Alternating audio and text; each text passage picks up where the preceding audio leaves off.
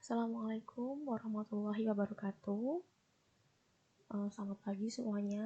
Bagaimana kabarnya hari ini? Semoga selalu sehat ya. Oke, jadi hari ini pertemuan kita yang ke-6. Dan kita akan membahas jaringan hewan yang bagian keempat, yang mana kita akan membahas tentang subbab jaringan otot. Oke, tapi sebelum itu, kalian tahu nggak sih, kenapa kok kalian tuh bisa berjalan? Kenapa kalian bisa berlari? Kenapa kalian bisa, kaki kalian tuh bisa digerakin? Terus kenapa tangan dan kaki kalian tuh bisa dipanjangin, bisa ditekuk? Nah, itu biasanya karena apa tuh?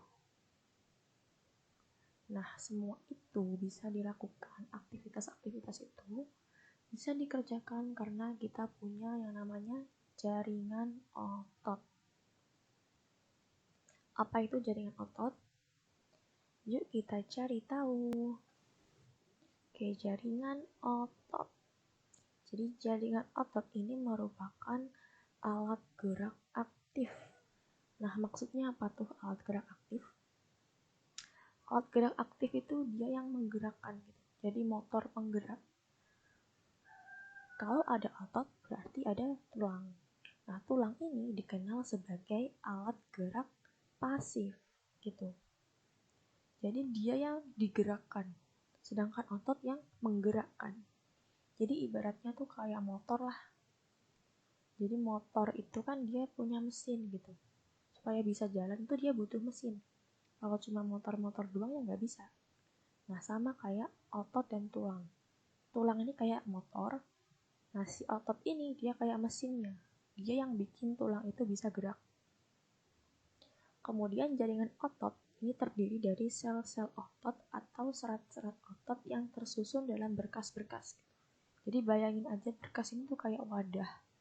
Nah, di dalam wadah itu tersusun dari sel-sel otot. Nah, kemudian dari beberapa sel otot ini, dia dilapisi membran yang fungsinya adalah untuk memisahkan sel otot yang satu dengan sel otot yang lain. Membran tersebut disebut dengan sarkolema. Nah, di dalam sel otot ini juga dia memiliki sitoplasma yang disebut sarkoplasma. Kemudian dari sel otot ini juga dia masih tersusun oleh serat-serat otot yang kecil yang dinamakan dengan miofibril. Kemudian miofibril ini juga masih tersusun dari satuan-satuan yang lebih kecil yang disebut miofilamen. Kemudian miofilamen ini terdiri dari dua macam. Ada miofilamen tebal dan juga miofilamen tipis. Kalau yang tipis ini dia mengandung aktin, sedangkan yang tebal dia mengandung miosin. Aktin dan miosin inilah yang bertanggung jawab untuk membuat sel otot kita itu berkontraksi. Jadi yang bertanggung jawab atau yang menyebabkan si otot ini bisa berkontraksi ya nih, dua komponen ini, aktin dan juga miosin. Oke, jadi pada setiap miofibril ini terdapat beberapa unit pita terang dan pita gelap yang disebut sarkomer. Bingung nggak tuh? Oke, biar nggak bingung, kita lihat aja gambar itu. Oke, ini penampakan dari jaringan otot. Jadi tadi kan jaringan otot itu merupakan suatu kumpulan sel otot yang berada dalam berkas serabut sel otot ini. Kumpulan sel otot ini di dalam berkas serabut otot. Kemudian setiap sel otot ini dia dilapisi membran yang dinamakan dengan sarkolema. Sarkolema ini dia punya nukleus. Kemudian dari setiap sel otot ini juga dia disusun oleh beberapa miofibril. Dan di setiap miofibril dia punya sarkomer gitu. Jadi pertama ada berkas serabut otot. Ini tersusun dari beberapa sel otot. Kemudian sel otot ini dia tersusun dari beberapa miofibril. Dan setiap sel otot ini dia dilapisi membran yang dinamakan sarkolema. Di dalam sel otot ini dia punya sitoplasma. Sitoplasma itu dinamakan dengan sarkoplasma. Jelas ya gambarnya? Oke, selanjutnya kita cari tahu ada apa aja sih macam-macam otot itu. Oke, jadi macam-macam jaringan otot itu ada 3. Ini kayaknya kalian udah hafal ya. Udah dibahas juga berkali-kali di SMP atau MTS. Oke, yang pertama ada otot lurik. Bentuknya kayak gini, skeletal muscle. Yang kedua ada otot polos atau smooth muscle. Kemudian yang ketiga ada otot jantung atau cardiac muscle. Untuk lebih jelasnya, kita ke slide selanjutnya. Jadi yang pertama ada otot lurik. Jadi otot lurik ini tuh otot yang nempel di rangka kalian, tulang kalian, itu otot lurik. Kenapa kok bisa disebut lurik sih? Karena dia punya garis gelap dan terang yang berselang-seling. Contohnya kayak ini nih.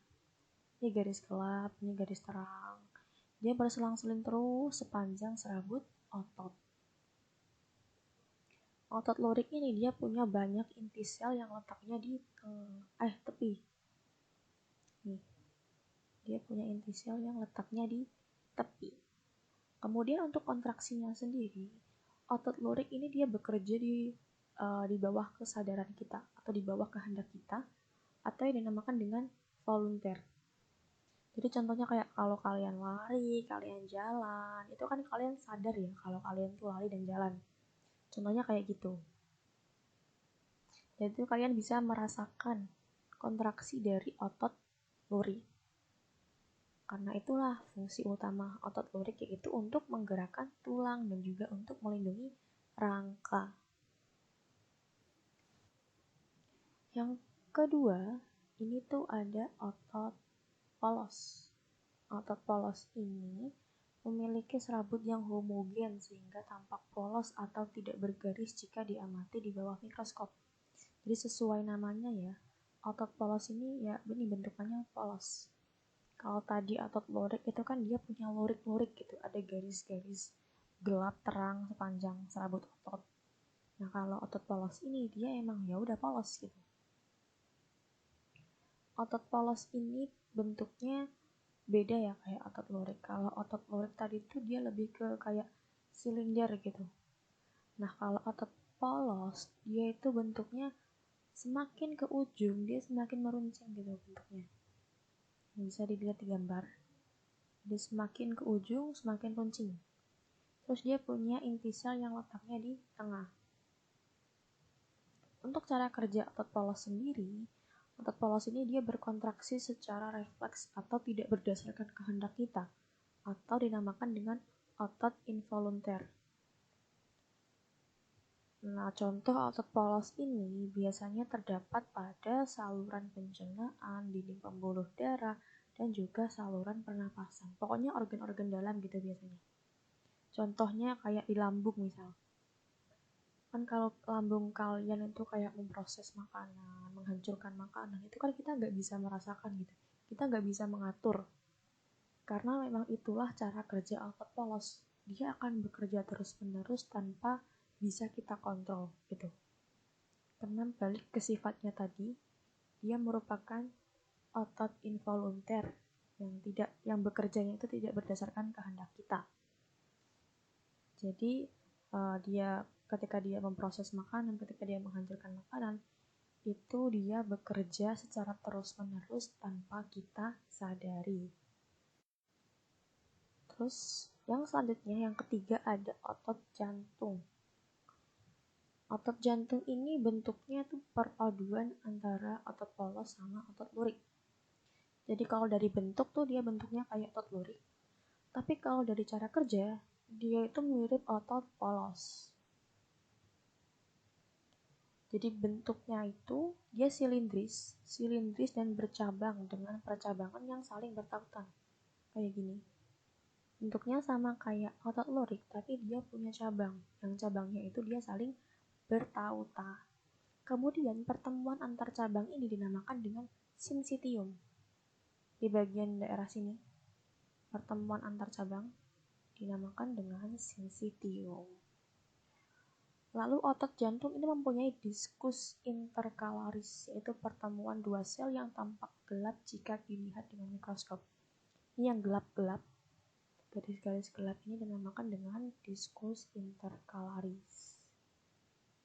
Untuk inti selnya sendiri, otot jantung ini punya satu atau dua inti yang letaknya tuh di bagian tengah sini.